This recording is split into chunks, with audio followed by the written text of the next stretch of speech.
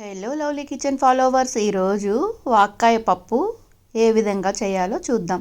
వీటిని పెద్ద కలంకాయలని కూడా అంటారండి.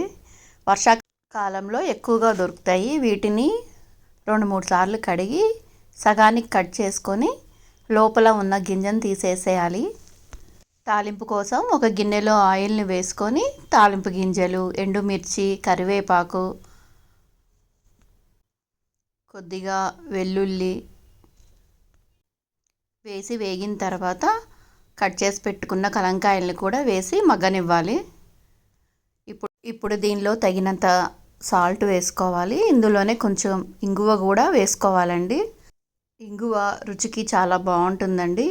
కలంకాయలు మగ్గిపోయిన తర్వాత మనం ముందుగా ఉడికించుకున్న పప్పును కూడా వేసుకొని తగినంత కారం వేసుకొని కలుపుకోవాలి.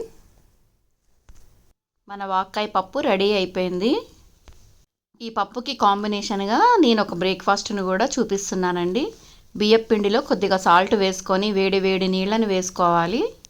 వేడిగా ఉంటుంది కాబట్టి గరిటెతో మొత్తం కలిసేటట్టు కలుపుకొని ఒక పావుగంట అయిన తర్వాత ఈ విధంగా మెదుపుకోవాలి.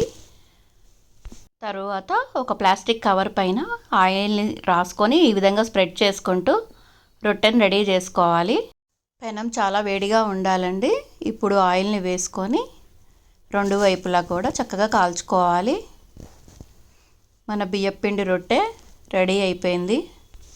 ఇది చాలా టేస్టీగా ఉండే బ్రేక్ఫాస్ట్ అండి. మీరు తప్పకుండా ట్రై చేయండి. వాక్కాయ పప్పు బియ్యపు రొట్టె కాంబినేషన్ సూపర్ అంటే సూపర్. ఈ వీడియో నచ్చినట్టయితే please like, subscribe and share. Thank you.